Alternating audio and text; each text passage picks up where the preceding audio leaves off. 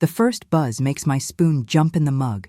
The second skitters the phone an inch across the table, screen lighting my kitchen like a flash of lightning. Steam curls past my face. The device hums again, insistent, alive, right where she left it beside the sugar jar. At the door, not an hour ago, Lena had said, "I'll grab it later," and kissed the air near my cheek. The name on the glowing banner slices through me. Daniel. I should have crumpled. I lifted my chin instead. The room held its breath, waiting for whatever this was to become. I don't keep the heat high in the afternoons. The radiators talk to themselves, and the lake wind sneaks under the windows like an old rumor. I wrap my hands around the mug and listen to the overhead train rattle 2 blocks away, counting the clack-clack as if it were prayer beads. The scent of coffee grounds and orange dish soap makes the present feel solid. Most days, I rebuild myself on small chores, wipe the counter, fold the dish towel straight, close cabinets with a quiet dignity. It's how I keep Daniel's name from getting too loud in my chest. The house remembers him without trying.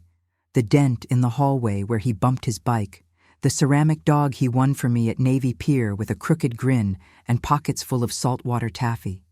Grief lives in objects, so does love. I've learned to let both sit at the table. Lena comes by on Thursdays with her hair perfect and her schedule tighter than the lid on my flour tin. She smooths my sleeves and says I should get out more. We talk about her clients, the new lobby at the office, how traffic on the Kennedy is a daily sin. When she leaves, I wash 2 cups, 1 saucer, and the bowl she used for berries she didn't finish. I think of the way she let her fingers rest on Daniel's photo on the shelf, just long enough to look like reverence, not long enough to leave a smudge. Everyone grieves different, I tell myself. And then the phone vibrates again. On the lock screen, his face looks back at me. Sunburned nose, hair wind-wild from an early fall on the lake trail. My thumb hovers. I don't put my age into numbers when I can put it into sounds. The way my knees crack when I rise, the way I know the weather by the ache at the base of my skull. I have earned my caution. But the banner sits there, stubborn. New message. My breath goes shallow, the way it did the first night after the funeral, when the television kept showing football highlights, the world insisting on continuing. I tap. I don't mean to, and I absolutely mean to. A thread opens, a string of bubbles like breadcrumbs I didn't know had been laid. Today's text glows with impossible normalcy. Money's in. The accident stays buried. The word accident lifts out of the sentence like a shard of glass. Accidents don't stay buried. They linger. They haunt. They leave the scent of gasoline clinging to your hair long after the tow truck has gone, and the officer with kind eyes has put his hat back on. My hands go cold. The mug sweats a ring onto the wood. I set the phone down as if it might spit. The radiator hisses. The train sighs into distance. In the alley, a trash can lid claps, and someone laughs 3 doors down, the sound bobbing up and vanishing. I could call Lena. I could pretend I never saw. This is the fork grief always offers. Look away, or look hard enough to change the shape of what's left. I straighten the dish towel again, even though it's already straight. I hear my mother say, when in doubt, put on a pot of tea. I hear myself say back, the tea is already made. His face on the screen is younger than the face I kissed goodbye in a room that smelled like antiseptic lemon and old carpet. I did not cry the way people wanted me to. I have never learned how to weep on cue. Instead, I collected details. The scuffed toe of his shoe beneath the sheet, the nurse with chipped blue polish who squeezed my shoulder, the sound the elevator made when I went down and could not bring myself to go back up. It wasn't the weather that changed me. It was the knowing. You live alongside it or you don't live at all. The text sits there. Money's in. The accident stays buried. Who writes that? Who needs to reassure someone the past is nailed shut? The anger doesn't come all at once. It arrives like heat through a metal banister, slow at first, then blistering. I taste metal. Lena's voice drifts back. I'll grab it later. Not a promise, an assumption. Maybe she thought I'd never look. Maybe she relied on my good manners, The way she relies on the way I keep the same hand soap at the sink, the same sugar cubes in the blue tin. Maybe she's counting on my love being blinder than it is. I pick up the phone again. He's gone a year, and still people text him, or text his name. A small part of me wants to believe in miracles that arrive through glass. Another part, stiffer, cleaner, knows that love can be used as cover by people who never learned the difference between mourning and manipulation. Two truths can stand in the same room. Only one of them gets to stay. Outside, a siren threads itself into the early evening. Not urgent, just passing. I wipe the condensation ring with the heel of my hand until it disappears. I hold the phone so it won't shake against the wood. I scroll up, farther, past a row of messages that look like logistics. Times, sums, initials. It is the ordinariness that undoes me. Evil doesn't like poetry. It favors receipts. I exhale and feel the steadiness return. The same steadiness that helped me sign papers I didn't want to read and greet neighbors I didn't want to disappoint.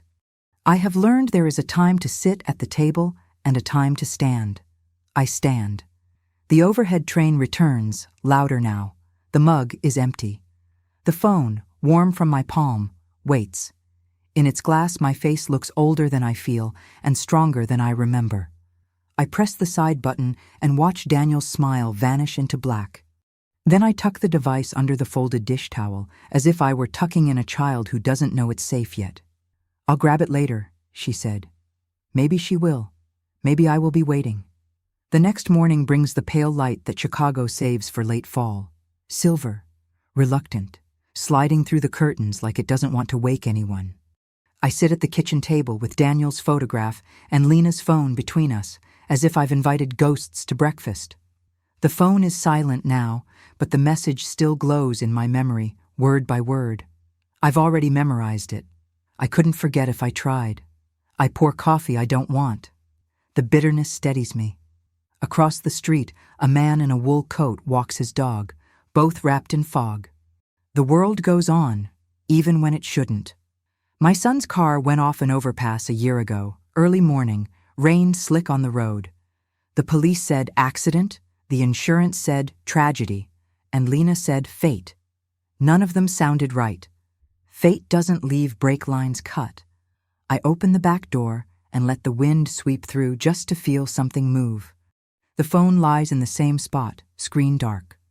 I could call her, ask if she's missing it. But part of me wants to see how long it takes before she notices.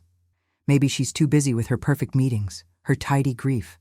Maybe she already knows I've seen. My fingers trace the rim of Daniel's coffee cup, the one he used to leave half full on his way out. It still has a faint chip shaped like a crescent moon. I'd kept it on the shelf, telling myself it was sentimental, but now it feels like evidence. What else have I missed? By noon, I've convinced myself to act normal. I wash dishes that are already clean, fold towels that don't need folding. I rehearse every possible reason for that message, wrong number, scam, coincidence, but none survive more than a breath. The wording is too specific. The accident stays buried. That's not the way strangers talk. That's the way conspirators reassure each other. I glance at the framed letter from the insurance company on the counter. After Daniel's death, Lena collected the payout and talked about investing in growth opportunities. I didn't ask what that meant. I was too busy learning to sleep alone again. But I remember a figure mentioned quietly at the funeral by a cousin, something about a policy change weeks before the crash.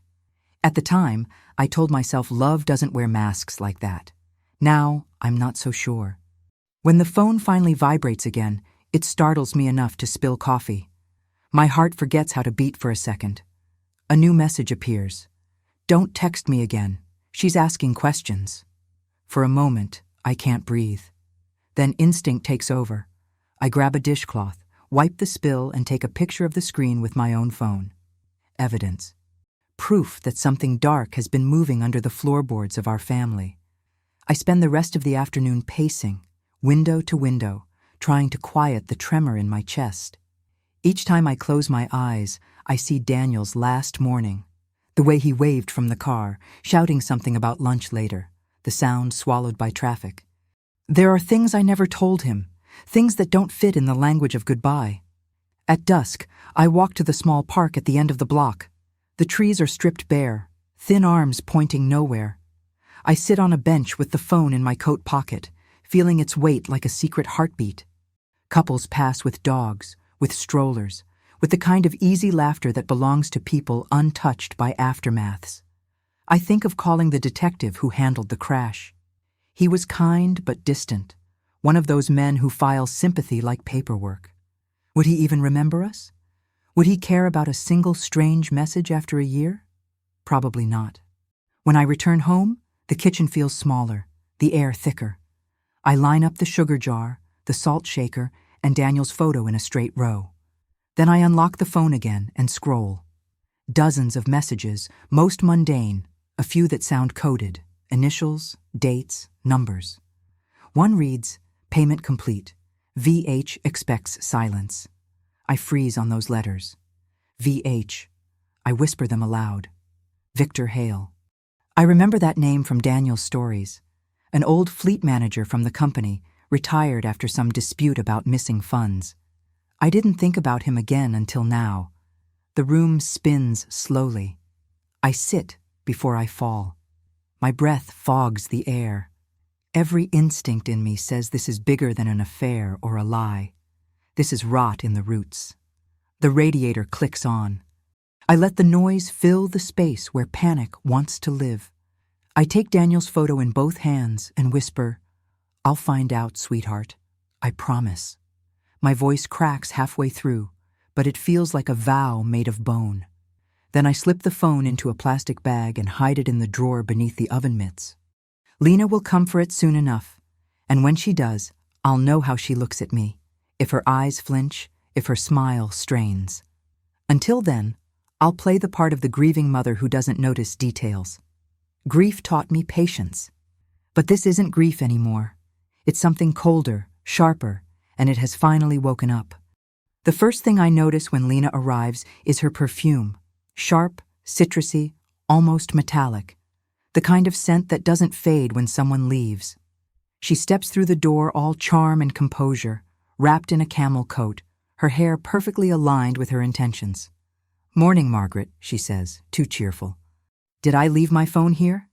I let her question hang for a moment, just long enough for her smile to twitch. The phone rests inside the drawer beneath the oven mitts, exactly where I left it. I could hand it to her right now. Instead, I tilt my head. "Phone? I'll take a look."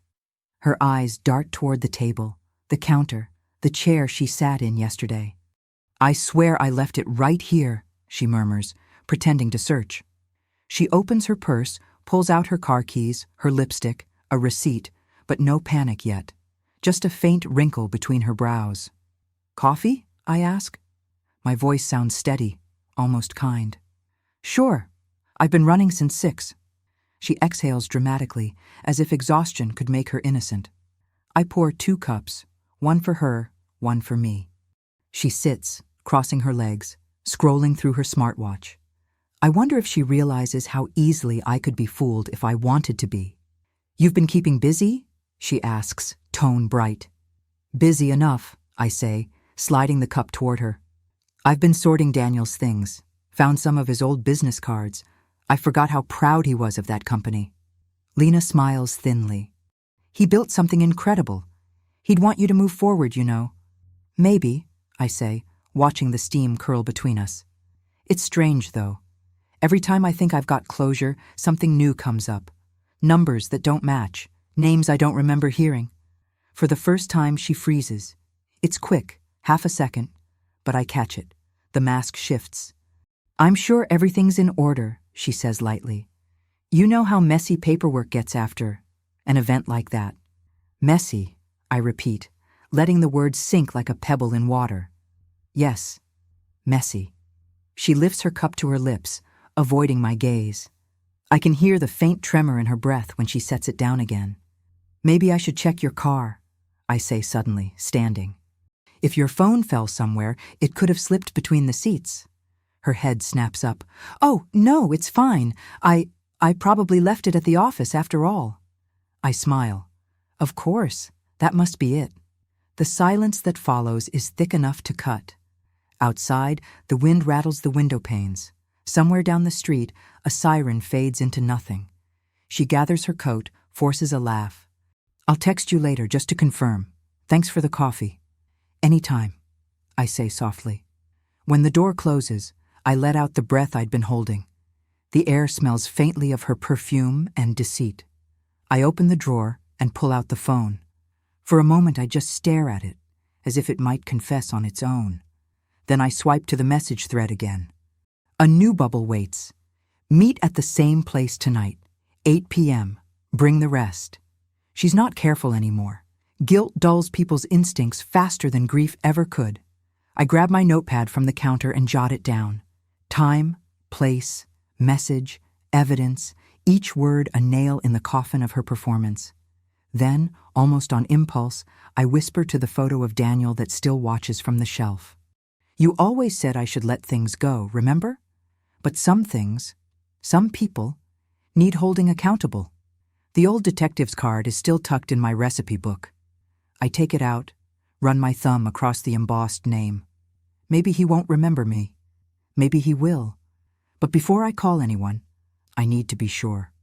That evening, the lake wind rises early, biting through the city like a warning.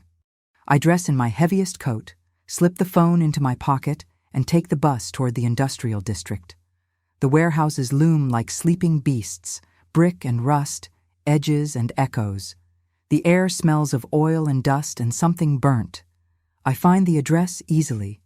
It's the same street Daniel once mentioned when he was helping expand the company's fleet. Now it's half abandoned, half forgotten, like most truths that take too long to surface. I don't go inside. Not yet. I wait across the street under a flickering lamppost, pretending to check my watch. Cars pass in slow waves. My heart beats in time with the headlights. At 8:07, a black sedan pulls up. Lena steps out first, phone in hand, scanning the shadows. A man follows, a broad figure in a leather jacket. His walk is deliberate, familiar in a way that chills me. Victor Hale. I grip the lamppost to steady myself. My pulse drums behind my eyes. They talk quietly near the door. Victor hands her an envelope. She counts the cash, nods, tucks it away. Then she says something I can't hear, but her face hardens and he looks frightened. Whatever she's paying for, it's not peace. When they go inside, I step back into the dark, trembling, not from fear, but from purpose. I take one last look at the photo of Daniel on my phone's screen before locking it. You were right, sweetheart, I whisper. The truth always finds a voice. And tonight, that voice is going to be mine. The warehouse smells of rust and rain when I step through the side door. My boots echo against the concrete, each sound bouncing off iron beams and stacks of forgotten crates. The air is cold enough to bite, sharp enough to keep me awake. I slip behind a metal pillar and steady my breath. The dim light from a single hanging bulb stretches Lena's shadow across the floor like a stain that won't wash out. Victor's voice drifts through the space, low and impatient. You shouldn't have brought it here. This place is too open. I didn't have a choice, Lena snaps. He's been asking questions. Who? She hesitates. His mother. My stomach twists, but I stay still. She says my name without saying it, his mother, as if I'm a ghost still haunting her conscience. Victor's footsteps scrape closer. You told me she didn't know anything. She didn't, until now. Lena's tone sharpens. She found my phone. I think she saw the messages. A pause. Then the sound of paper tearing, the rustle of bills. You told me this would all disappear, she says. That no one would find out about the breaks. The breaks. The word punches the air from my lungs. Victor mutters something I can't catch. My hands start to shake, but I force them to stillness. I reach into my coat pocket, pressing the record button on my own phone. Daniel's face flashes briefly on the lock screen before the voice memo starts to run. Lena's heels click against the concrete. If this comes out, I lose everything. You understand? Everything. Then pay me what you promised, Victor growls. Or maybe I tell the cops you were the one who... Don't you dare, she cuts in. louder now, her mask cracking. You think they'll believe you? You were the one who did it. I just told you when and how. The silence that follows is absolute. I hear the tremor in my own breath. It's the confession I needed, and the one I prayed never to hear. I step out from behind the pillar. So that's how my son died. Lena whirls around, face pale, eyes wide. Victor freezes like a cornered animal. Margaret, she stammers, her voice suddenly small. You shouldn't be here. No, I say, taking another step forward. I shouldn't have to be. Victor shifts, muscles tense. You called her? He spits at Lena. She wasn't supposed to. Don't move, I say sharply, raising my phone. I've got everything recorded, every word. Lena glances at Victor, panic flickering in her eyes. We can fix this, Margaret. Please. You don't understand. I understand perfectly, I interrupt. You killed my son for money. You thought a few checks and a clean lie could bury the truth with him. Her lip trembles, but she doesn't deny it. He was going to cut me out, she blurts. The company, the insurance, everything. I did what I had to do. My throat tightens, but the rage steadies me like steel. You had to kill him? Tears spring up, uninvited, burning behind my eyes. I blink them back. You used his name, his face to keep your lies alive. You texted from the grave you made for him. Victor moves suddenly, too fast. He grabs Lena's arm, snarling. We're leaving. But the sound that follows isn't footsteps. It's sirens. Distant at first, then growing louder, closer, until blue light spills through the broken windows like divine justice. I turn my gaze toward the door. No, I whisper. You're not going anywhere. Victor lets go of her, eyes darting. You called them. I told you, I say quietly. I record everything. The sirens stop outside. Boots hit the pavement. Shouted commands cut through the echo. The metal door bursts open, light flooding the shadows. Lena shields her eyes. Victor curses. 2 officers move in fast, hands on weapons, voices sharp. Hands where we can see them! It's over before anyone can speak again. Cuffs click. Lena's sobs turn thin, mechanical. Victor stares at the floor, jaw clenched, as if refusing to believe the story's ending. I step back against the wall, suddenly weightless. The officer nearest me asks if I'm okay. I nod, but the truth is, I don't know what okay means anymore. As they lead her past me, Lena lifts her eyes once. There's no apology there, only fear of what she's lost. Outside, the city lights smear against the rain. I watch the patrol car pull away, red and blue flashing across puddles like broken promises. For the first time in a year, the air in my lungs feels real. Not heavy, not hollow, just real. I touch Daniel's picture in my pocket. It's done, I whisper. It's finally done. But even as I say it, the question hangs. What's left of me when revenge and love look so much alike? The night after the arrests, Chicago feels quieter than I've ever heard it. No trains screeching, no horns blaring down the avenue, just the hum of the refrigerator and the faint hiss of the radiator keeping company with my thoughts. The house smells of rain and old paper. Everything familiar has turned into an aftershock. I sit at the table again, the same table where I first saw Daniel's name light up the phone. Now the phone sits beside a police evidence slip, sealed and tagged. The kitchen clock ticks too loudly, reminding me that life insists on moving even when you don't know how to follow. They kept me at the precinct for hours, asking the same questions in a dozen ways. Was I sure about the messages? Did I know what the recordings meant? I told them everything, every word I'd overheard in that warehouse. When they thanked me for my bravery, I almost laughed. Bravery doesn't feel like this. It feels like exhaustion. The detective, the same one who'd handled Daniel's case, couldn't meet my eyes when I played him the recording. He'd believed it was an accident, too. Now he knows what I knew all along. A mother's instincts don't make good evidence, but they're rarely wrong. I turn the cup in my hands, tracing the chipped edge Daniel left years ago. It feels different tonight, less like a wound, more like proof that things survive damage. The walls creak softly in the wind. Somewhere upstairs, The heating pipes moan like an old memory waking up. For the first time in months, I allow myself to think about forgiveness. Not for her, not for him, but for me. I'd spent a year talking to ghosts, asking questions to silence. I'd let grief turn into suspicion, and suspicion into action. Now there's a strange emptiness where anger used to live. I don't miss it. I walk to the window and look out at the street. The city glows under the streetlights, washed in a soft mist. In the reflection, I catch my own face beside Daniel's photo on the shelf behind me. The resemblance startles me. The same stubbornness around the mouth, the same eyes that never stopped searching. I whisper, "I kept my promise, sweetheart." The words feel like closing a door that's been opened too long. A knock breaks the silence.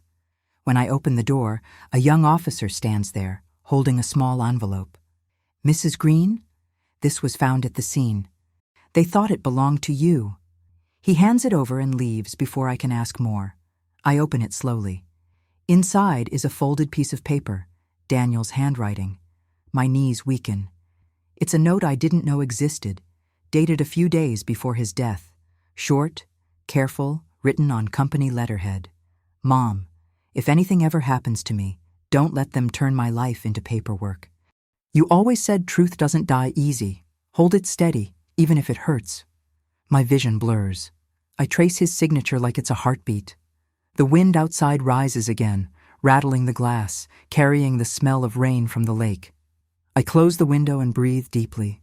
The air tastes cleaner now. I set the note beside his photo and light a small candle. The flame wavers, steadying itself just like I have to.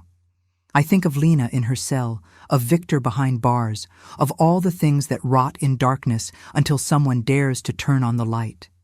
Justice isn't triumph. Its balance restored. The candle burns lower, wax pooling at its base. I reach out, let the warmth brush my fingers, and whisper one more time into the quiet kitchen. "Rest now, Daniel. I'll take it from here." The clock ticks once, twice. The city exhales. From the counter, the evidence bag sits still, sealed and silent. But the house, for the first time in a long time, feels alive again. If this story reminded you of someone, tell me in the comments. Where are you listening from? Morning arrives soft and gray, the kind that feels half asleep. I wake before the city does, drawn by the sound of rain against the kitchen window. The storm hasn't broken yet. It's just whispering warnings. On the table, Daniel's note lies beneath a teacup, corners curling slightly in the damp air. I've read it so many times the paper already knows my fingerprints. The detectives called late last night. They said the confession, the recordings, the evidence, they'll make an airtight case. I thanked them, but what I really felt was emptiness. Justice isn't celebration. It's a quieter kind of survival. The house still echoes when I move through it. I take out a box from the hall closet, one I hadn't touched since the funeral. Inside, Daniel's jacket, a set of cufflinks he never wore, the small wooden plane he carved when he was a boy. The smell of cedar and motor oil fills the air. I hold the jacket against me, feeling the weight of his absence like gravity itself. Outside, the city is slow to wake. Buses groan past on wet pavement, and a man shouts something cheerful to a neighbor I can't see. Life, unbothered. I envy its confidence. I brew tea instead of coffee this time, chamomile, the kind Daniel used to make me when sleep refused to come. As the kettle hums, I replay every moment of the last few days. Lena's trembling voice, Victor's threats, the echo of the sirens. Each memory lands like rain on the roof. Heavy, necessary, cleansing. When I pour the tea, the steam fogs my glasses. Through the blur, Daniel's photo glows faintly from the shelf. "It's over," I whisper. "You can rest now." But rest isn't something that happens all at once. It's a series of small surrenders. I glance at the evidence bag one last time before sealing it into a cardboard box for the detectives to pick up. It's strange how something so evil can look so ordinary. A phone, some papers, a string of numbers that ended a life. I tape the box shut and set it by the door. Then, for no reason I can explain, I pull on my coat and step outside. The rain has turned into mist, and the street shines like a mirror. Across the way, the bakery is already open. Someone inside laughs. The world continues. I walk toward the lake, my shoes splashing in shallow puddles. The air smells of iron and rain, the same scent that lingered the morning of Daniel's accident. My hands tremble, but I keep walking until I reach the pier. The water moves slow, gray as pewter, restless but alive. I take the folded note from my pocket, reading it one last time. Hold it steady, even if it hurts. The ink has smudged from my tears, but the message still holds. I press the paper to my lips, then let the wind take it. It lifts, spins once, and lands on the surface of the water before sinking out of sight. When I turn back toward home, the clouds are breaking, the first pale sunlight cutting through like forgiveness itself. Back in the kitchen, I light another candle, smaller than the first. Its flame trembles, but does not fade. I sit, hands around the warm mug, watching it dance. The phone is gone, the truth is told, and the house finally feels like a place where breathing is allowed again. In the quiet, I think about Daniel's voice, how he used to hum while washing dishes, off-key and happy. I hum too, softly, letting the sound fill the corners he used to occupy. Grief will visit again. I know that now. But when it does, I'll greet it like an old friend who knows when to leave. If this story reminded you of someone, tell me in the comments. Where are you listening from? It's strange how quickly peace starts to feel foreign. 2 days have passed since the arrests, and yet the quiet hum of the refrigerator feels suspicious, as if the world is holding its breath again. I sit by the window with my tea, watching the drizzle slide down the glass. The street outside is wrapped in the soft gray typical of Chicago in November, half rain, half memory. The newspaper headline catches my eye. It's folded neatly beside the mug, as if I'd meant to ignore it, but couldn't resist. Local executive's death linked to fraud and homicide investigation. The photo shows Lena, head lowered, hair shielding her face. Victor's name follows in smaller print. The story reads like fiction, like something that could never touch a family like ours. I trace the words with my finger. They don't hurt the way I expected. The ache is dull, deep, like touching a scar that's already healed. When I turn the page, a small article in the corner mentions the company. The board of Whitmore Fleet Solutions announces restructuring and review of leadership following criminal charges. I whisper Daniel's name to the air. He built that business from the ground up. They'll talk about numbers and losses, but they'll never understand what it cost him to make something honest in a world that rewarded deceit. The doorbell rings. For a second, my heart races. Old instincts don't fade easily. But when I open the door, it's Detective Ruiz, the same one who once handed me tissues in the waiting room a year ago, saying he was sorry for the accident. He looks tired, the kind of tired that belongs to someone who's seen too many endings. "Mrs. Green," he says softly, "I thought you'd want an update." I step aside. The living room smells faintly of lemon polish and the candle I've kept burning since the confession. "They've confessed," he says. "Both of them." She tried to bargain, said she never meant for it to happen, that it was supposed to just scare him. But the brake lines don't lie. I nod. My hands find each other, clasped tight. "Thank you for telling me." He hesitates, then adds, "You were right to trust your instincts. Most people don't listen to that voice." I tried not to, I admit. It never stopped talking. He leaves after a few minutes, polite, efficient. When the door closes, I stand in the quiet, feeling the space he's left behind. Later, I walk through Daniel's old office, the small room upstairs he once used to do weekend paperwork.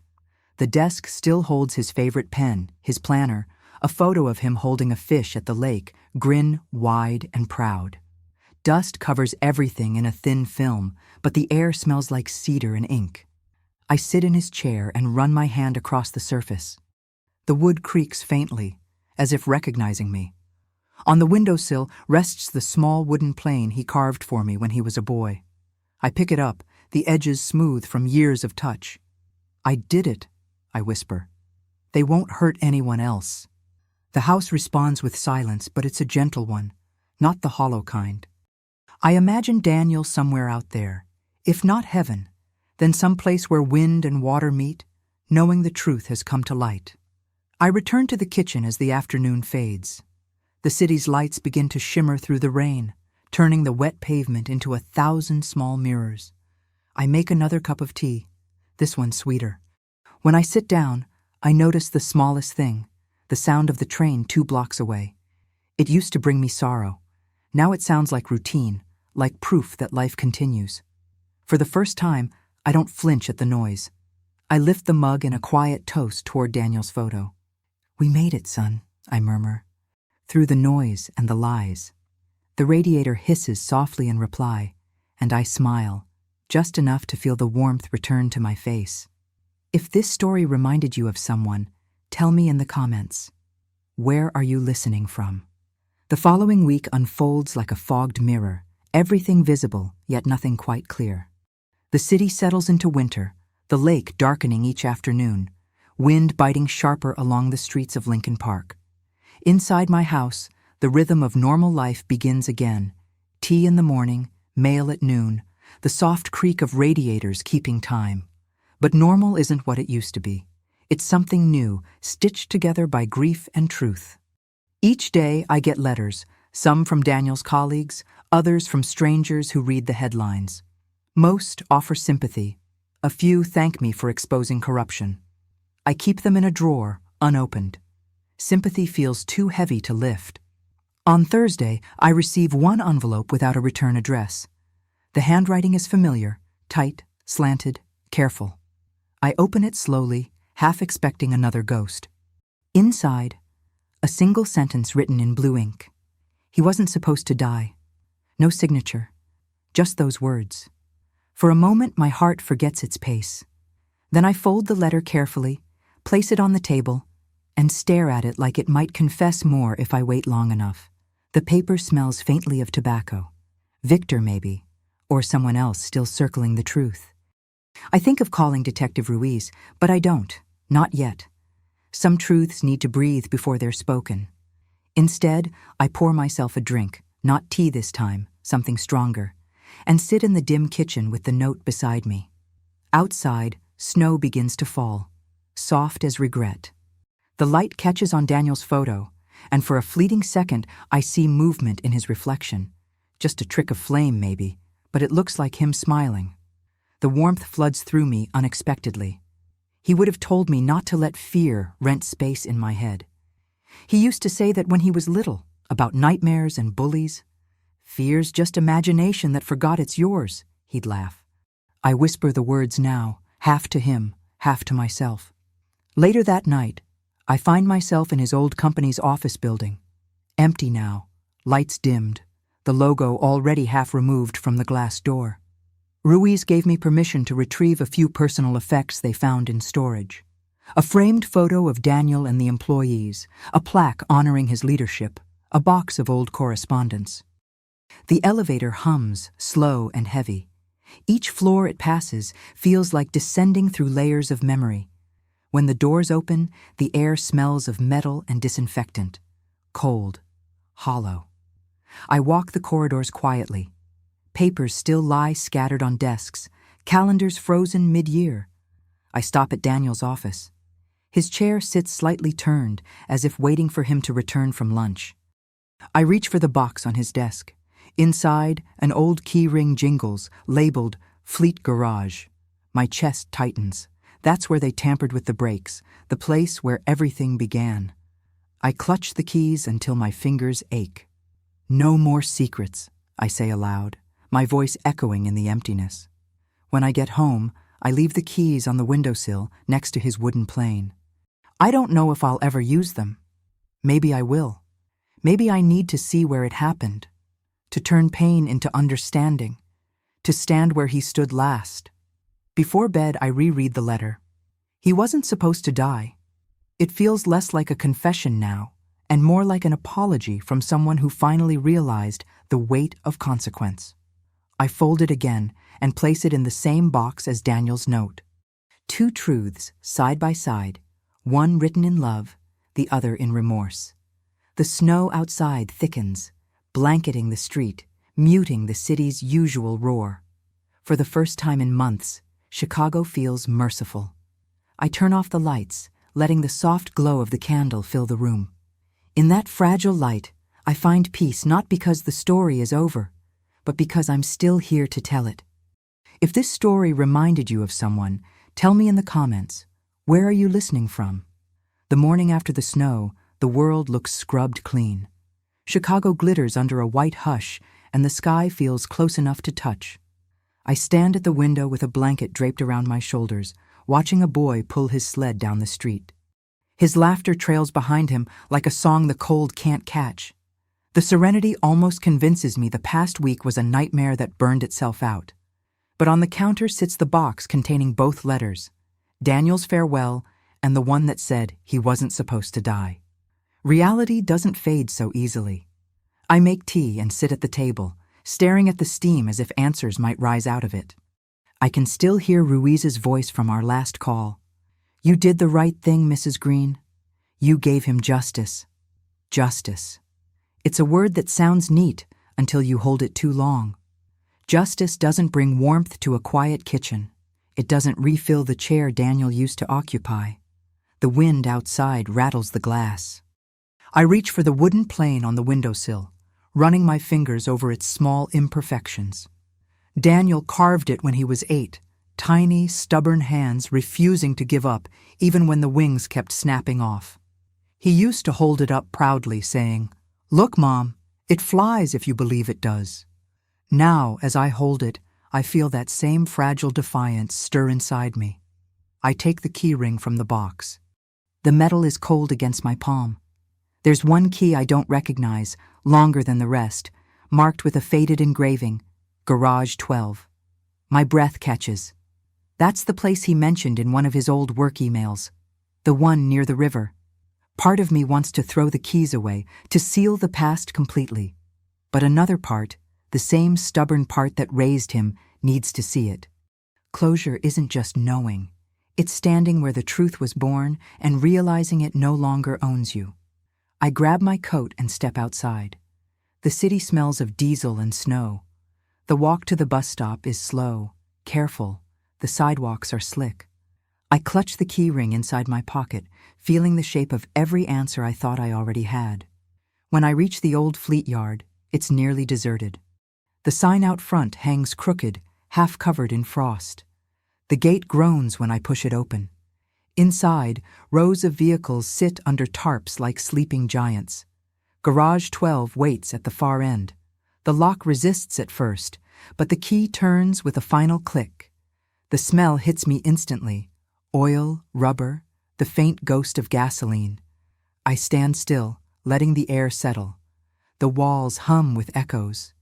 For a moment, I almost expect Daniel to walk in, wiping grease from his hands, laughing at my intrusion. Instead, there's only quiet. I walk around slowly. The concrete bears faint, dark stains where his car must have stood. My chest tightens, but I don't cry. I've spent enough tears on what was taken. This is about what remains. In one corner, I find a metal toolbox still covered in dust. Inside, wrenches, bolts, a small rag stiff with age, and beneath them, folded carefully, a Polaroid. Daniel and another man, smiling, arms slung around each other. Victor. The caption scrawled at the bottom reads, "First Fleet delivered. Dreams start here." I hold the photo under the weak light seeping through the windows. They look happy, honest. It's a reminder that betrayal doesn't start evil, it starts ordinary. I put the photo back, close the box, and whisper into the cold air. It's finished now. When I step outside, the snow begins to fall again, flakes landing on my gloves, melting instantly. I look up and feel the sky open above me, vast and forgiving. Back home, I place the keys and the photo in Daniel's box, sealing it with a ribbon instead of tape this time. This isn't evidence anymore. It's memory. As the sun sets, light fills the kitchen, golden and clean. I breathe deeply, realizing the house feels different, not haunted, just inhabited, by love, by truth, by what survived. I light the candle again, the same one from the first night. Its flame flickers gently, reflecting in Daniel's photo, turning his smile into movement. I smile back. If this story reminded you of someone, tell me in the comments. Where are you listening from? By the time the calendar flips to December, I've learned to live with the echoes. They arrive at odd hours, the rattle of pipes that sounds like laughter, the sudden warmth of sunlight through the window at the same angle Daniel used to sit. The house is quieter, yes, but no longer silent. The police are finished with me now. Ruiz called to say the trial will move forward after the holidays. He promised to let me know the exact date, his voice softened by something like respect. I thanked him, though I'm not sure gratitude is what I feel. The law will handle what's left of Lena and Victor. My work here is done.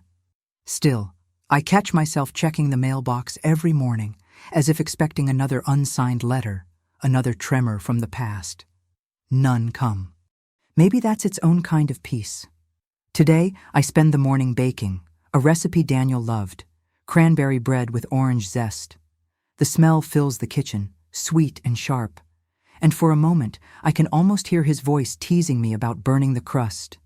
I let the loaf cool on the rack and lean against the counter, hands dusted with flour. Small domestic rituals, how survival disguises itself as routine.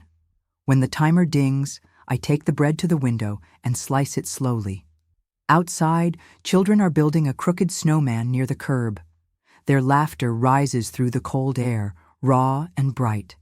I watch them longer than I mean to, feeling something tender loosen in my chest. On the table sits Daniel's wooden plane, polished smooth now from weeks of handling. I pick it up, turning it between my fingers. The weight of it feels different, lighter, or maybe I am. The afternoon fades early this time of year. By 4, the sun dips behind the buildings, and the lake wind presses against the glass like an old visitor asking to be remembered. I light a small lamp instead of the overhead light. I've come to prefer the softer glow. It hides the emptiness and lets the memories breathe. As I tidy the table, my gaze falls on the box of Daniel's things, the jacket, the photo, the notes. I haven't touched it since the visit to the garage. Maybe it's time to let it rest. I carry it to the living room and slide it beneath the old cedar cabinet, the one that's weathered every decade with me. The sound it makes, wood against wood, feels final in the gentlest way. Later, I wrap a few slices of bread in wax paper and walk down the street to my neighbor, Mrs. Flores. She opens the door with her usual warmth, inviting me in.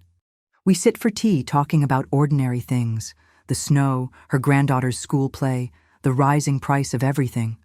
When I mention Daniel, she touches my hand and says, "He'd be proud of how you've carried yourself." It catches me off guard, the kindness in her tone. For so long, every mention of him felt like reopening a wound. Now it feels like sunlight on skin that's healing. When I return home, night has fully settled. The city lights shimmer across the lake, long ribbons of gold and red reflected on the water. I open the window, just enough to hear the hum of traffic and the distant horn of a passing train. The sound doesn't hurt anymore. It belongs to life continuing. I pour myself one last cup of tea and sit by the window. The candle's flame dances on the sill, steady and low. Somewhere between the shadows and the quiet, I sense Daniel's presence, not as a ghost, but as memory that finally found its rightful place. "Good night, my boy," I whisper. The world's still turning. The flame flutters, and for a heartbeat, the room seems to exhale with me. If this story reminded you of someone, tell me in the comments. Where are you listening from? The first snowstorm of December arrives overnight, blanketing the city in a hush so thick it feels sacred. When I wake, the world outside the window looks erased and rewritten, as though Chicago decided to start over. I stand there for a long time, holding my cup of tea, watching the soft fall blur the edges of everything sharp. The trial date comes in a letter slid under my door, February. 2 months from now. 2 months to sit with the weight of what I already know and what I'll have to say aloud before strangers who will judge it all. I fold the letter neatly, place it in the drawer beside Daniel's photo. For years, I'd prayed for answers. Now I have them, and I'm learning that truth carries its own heaviness. It doesn't free you, it steadies you, like a hand pressed against your back when you're learning to walk again. I spend the morning cleaning, each task deliberate. Dust the bookshelves, fold the blankets, sweep the kitchen floor. In this house, movement has always been my medicine. When I stop, I hear too much. The echo of sirens, the memory of Lena's confession, the faint creak of Daniel's laughter tucked somewhere in the walls. After lunch, I brave the cold and walk to the lake. The air stings, but the view is worth it. The shoreline frozen in delicate shards, gulls standing like statues on the ice. I find the same spot where I scattered Daniel's note weeks ago. The wind off the water is brutal, but I close my eyes and breathe it in anyway. The pain that once tore at me now feels woven into the air itself, still there, but transformed. A jogger passes, nods politely, and keeps moving. I envy that effortless forward motion. But as I stand there, I realize I'm doing the same thing, in my own way. Back home, I thaw my hands over the radiator. The smell of heat and iron fills the air. I open my notebook and begin to write, not for evidence, not for anyone else, just for me. The words come slowly at first. He was kind. He believed in second chances. He loved cinnamon in his coffee and hated small talk. I write until the light fades, until the page feels warm from my hand. When I look up, the candle has burned low. Its small flame trembles, fighting the draft. I protect it with my palm until it steadies again. It occurs to me that's what grief really is, keeping the flame alive long enough for it to learn how to stand on its own. That night, Ruiz calls again. His voice sounds softer than usual. "We found something in the investigation," he says. "A recording on Victor's phone. It confirms everything you heard that night. It also mentions you." My breath catches. "Me?" "Yes. Apparently Daniel told him once you were the only person he trusted completely. Said you had a way of knowing when something was wrong before anyone else did." I can't speak. My throat closes, heart knocking hard against my ribs. Ruiz clears his throat. "I thought you'd want to hear that. It's not much, but it's something." After the call, I sit in silence, tears running hot and unhurried. The sound of Daniel's trust, those words spoken behind my back, feels like a final gift. Proof that love leaves echoes strong enough to find you even through lies and death. I blow out the candle and whisper into the dark. "I knew, sweetheart. I just didn't know how much." Outside, snow keeps falling, covering the footprints I left earlier. Tomorrow the world will look untouched again. But under that blanket of white, everything true remains. If this story reminded you of someone, tell me in the comments. Where are you listening from? The days between snowstorms grow long and pale. Morning light drips slowly through the curtains, and every sound in the house feels magnified. The whistle of the kettle, the tick of the wall clock, the soft groan of wood settling against the cold. Chicago moves slower in winter, and so do I. I wake each day with an intention, one small task that keeps my hands from turning into anchors. Today, it's organizing old photo albums. I pull them from the hall closet, the covers dusty and worn, the smell of time clinging to them like perfume. I spread them across the living room floor. There he is. Daniel with missing front teeth, Daniel at graduation, Daniel holding his first paycheck with that reckless grin, and then Daniel and Lena. I study those photos longer than the rest. Her smile is calculated, too even. But what surprises me most is how young I look beside them. I didn't realize until now how much age came after loss. I slide one picture free, the three of us at Navy Pier, a carousel horse frozen mid-gallop behind us. I remember that day clearly. Daniel had bought matching t-shirts, bright red, ridiculous. He'd teased me until I wore mine. "You'll thank me when you see the photo," he'd said. I didn't. Not then. I do now. The telephone rings, startling me. It's Ruiz again, his voice low. "Mrs. Green, the DA wants to prepare you for testimony. They'll need you to identify the recording, confirm the circumstances. I'll be there, I say, even before he finishes. He hesitates. You holding up? I'm learning, I answer. It's the only truth that fits. When I hang up, I look back at the photo on the floor. Learning. Yes. Learning how to speak Daniel's name without it catching in my throat. Learning that justice isn't revenge, it's remembrance with teeth. I spend the afternoon labeling the backs of each picture with neat handwriting, the way my mother used to do. It feels comforting, a way to keep the details from dissolving.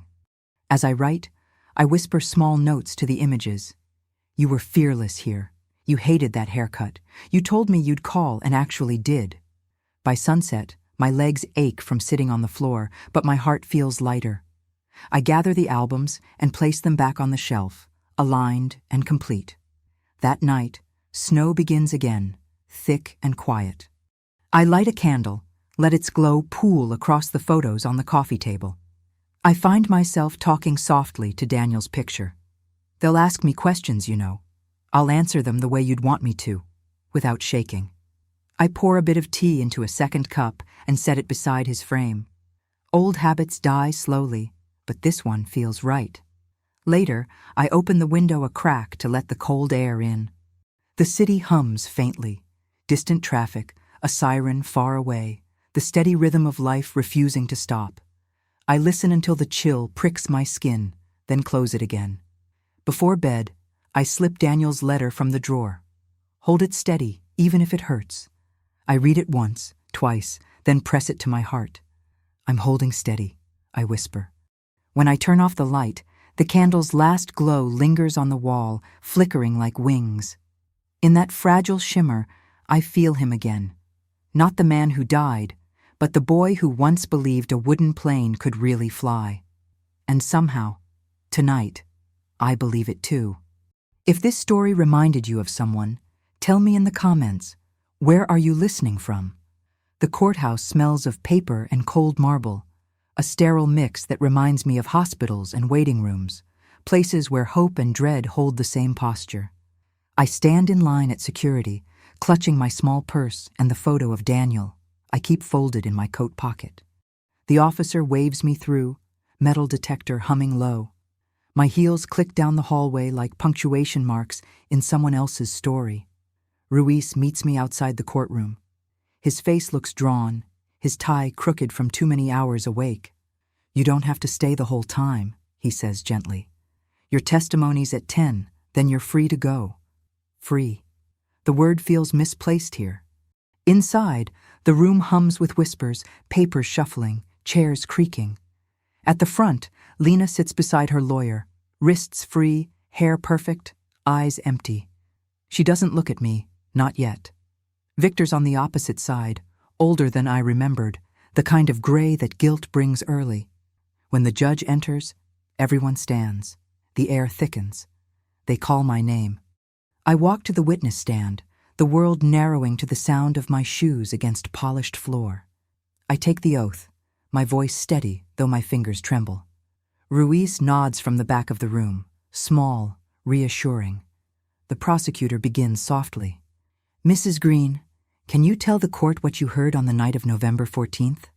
So I do. Each word comes slow, deliberate, careful, as placing stones across water. I recount the message, the meeting, the confession. I describe how Lena said the breaks and how my son's name fell out of her mouth like something she'd bitten into and found rotten. When the recording plays, the sound of her voice fills the room, cold, detached, unmistakable. A murmur ripples through the audience. I keep my eyes fixed on the table in front of me, tracing the grain of wood with my gaze to keep from shaking. The defense attorney tries to soften her guilt, painting her as desperate, manipulated, a widow under emotional strain. I almost laugh. Desperation doesn't murder, it rationalizes. When it's over, the judge dismisses me. I step down, knees weak but unbroken. As I turn, Lena finally looks at me. Her eyes are rimmed red, but there's no remorse, only exhaustion, the kind that comes when lies stop working. For a heartbeat, I pity her. Then I remember Daniel's face in the hospital, and the pity dissolves. Outside the courthouse, the air bites colder than before. Snow falls in small, defiant flakes. Ruiz joins me at the steps. "You did good," he says quietly. "You gave him a voice again." I nod, unsure whether to cry or smile. "Now what?" I ask. "Now the system takes over. But you—" He pauses, searching for words. "You get to live again." I walk away slowly, my breath visible in the freezing air. The city buzzes around me, traffic lights blinking, horns echoing, life rushing past as if the world never paused for justice. By the time I reach home, my feet ache, but my chest feels lighter. I hang my coat, light the candle, and sit at the kitchen table. The house greets me with silence, but it's a calm one. I take out Daniel's letter and read it aloud this time, letting the sound fill the room. Hold it steady, even if it hurts. My voice trembles halfway through, but it steadies again. The candle flame bends in the draft from the window, flickers once, and straightens, like something acknowledging me. Tomorrow there will be verdicts, statements, headlines. But tonight there is just this: warmth, quiet, and the sense that I kept my promise. If this story reminded you of someone, tell me in the comments. Where are you listening from? The verdict comes on a Tuesday morning so clear and cold it feels ceremonial. I listen from the gallery as the foreman reads the words that seal two fates, guilty on all counts. The room exhales collectively, a sound halfway between relief and exhaustion. Lena stares straight ahead, her face a mask of disbelief. Victor bows his head, finally quiet. I sit still, my hands clasped around Daniel's old cufflinks, the ones I'd kept in my pocket like talismans. The judge thanks the jury, the attorneys shuffle papers, and the bailiff calls for order. I hear the words, but they drift like snowflakes past me. My body is here, but my mind is somewhere else, by the lake, under a sky that once held his laughter. When it's over, Ruiz walks me outside. Cameras flash from across the street. I lower my head and keep moving. He offers to drive me home, but I shake my head. I need the walk. Chicago's wind greets me like an old adversary, fierce and familiar. Each step crunches against thin ice forming along the sidewalk. People hurry by, bundled in coats, unaware that justice has just unfolded a few blocks away. It's strange how the world keeps its balance. At home, I hang my scarf and coat, then stand in the kitchen without turning on the light. The afternoon sun cuts through the window in long golden stripes, landing on Daniel's photo. His smile looks different today, less like a memory, more like approval. I boil water for tea. The sound of the kettle feels almost like applause. When the steam rises, I whisper, "It's done, sweetheart. They can't hurt anyone anymore." The house answers with its usual creaks, its quiet breath. I sit at the table, the same spot where everything began. The phone, the message, the impossible name glowing on the screen. That moment feels distant now, another lifetime. I remember how my hands shook, how I almost convinced myself to ignore it, how close I came to letting the truth stay buried. The cup warms my palms. Outside, a neighbor scrapes ice from her windshield, her laughter muffled under a scarf. Life, unapologetically ordinary. I smile, surprised at how natural it feels. In the evening, Ruiz calls one last time. "It's official," he says. "Both sentenced. You won't have to testify again." I thank him quietly. There's a pause on the line before he adds, "You did more than anyone expected, Mrs. Green." After he hangs up, I walk to the living room and open the box beneath the cabinet. Inside are the letters, the wooden plane, and the photo from the garage. I run my fingers over each item one by one, whispering my goodbyes. Then, gently, I close the lid and slide it back into place. Later, I open the window just enough to let the cold in. The city glows beneath a lavender dusk.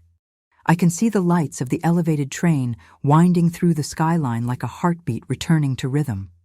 I set Daniel's cup on the table and pour a bit of tea inside, just a sip, a ritual, a thank you. "We did it," I say softly. "You and I." The candle flame wavers once, then steadies. Somewhere beyond the window, the lake hums with wind, its surface restless and alive. I know I'll go there soon, maybe tomorrow, to stand where his letter vanished into the water. Not to mourn this time, but to watch how light returns to places that thought they'd lost it forever.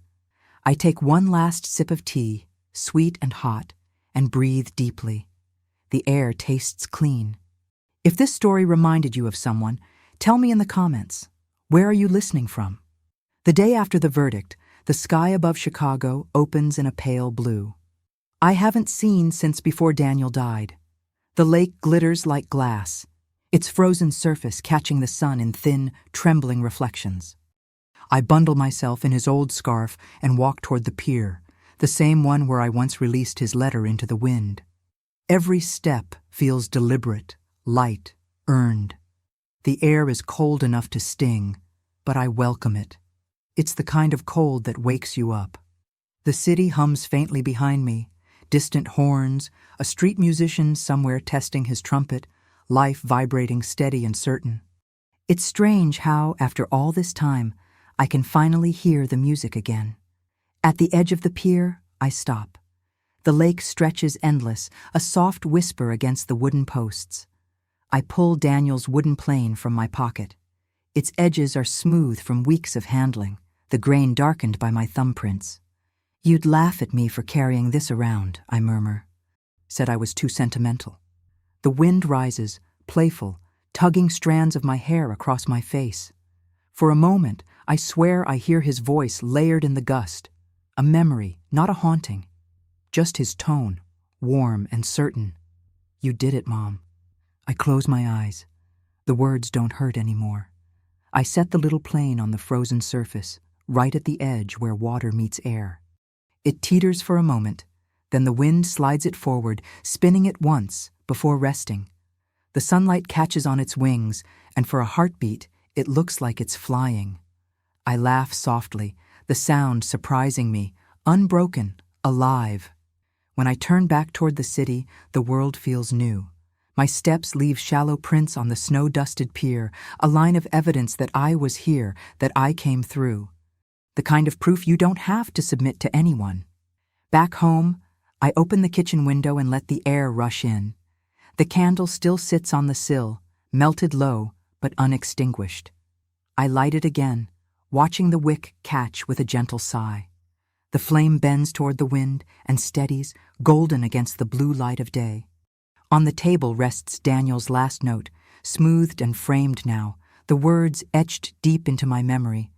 "Hold it steady, even if it hurts." "I'm holding it," I whisper. But it doesn't hurt anymore. The train passes in the distance, its rhythm soft and familiar. The house creaks, alive, full of ordinary sounds. I pour tea for myself, just one cup now, and let the warmth spread through my hands. As I sip, sunlight moves across the table, illuminating the ring the mug leaves behind. I trace it with my finger, remembering the day this story began. The cold, the phone, the message that cracked open everything I thought I knew. That moment used to feel like an ending. Now it feels like the place I began to live again. I sit back, listening to the steady hum of the city outside. Life keeps going, unapologetically, beautifully, so will I. If this story reminded you of someone, tell me in the comments. Where are you listening from? Winter loosens its grip slowly, like a fist unclenching. By late February, Chicago begins to thaw. The lake shifts from silver to blue, breathing again after months of ice. I walk the same path Daniel and I once took, the city humming quietly behind me, the sound of trains folding into memory. The house no longer feels haunted. It breathes when I breathe. The scar on the table where the teacup once left its ring has faded, but I still trace the spot each morning, a reminder that even damage can become devotion. Justice came and went like a storm, loud, necessary, but temporary. What stayed was something smaller and stronger, the choice to keep living without bitterness. I thought revenge would close the wound, but it was truth that finally did. When I reach the pier, I stand where I last let his wooden plane drift away. The air is colder now, but the light feels kinder. I whisper into the wind. You can rest now, Daniel. I'll keep the rest of the story. The wind answers by softening. The lake catching the sun like a heartbeat returned to rhythm. I turn toward home, carrying warmth where grief used to live. If you made it this far with me, tell me in the comments where you're watching from. I always wonder how far these stories get to travel before they rest. And if you'd like to keep listening, just click the story waiting for you on the screen.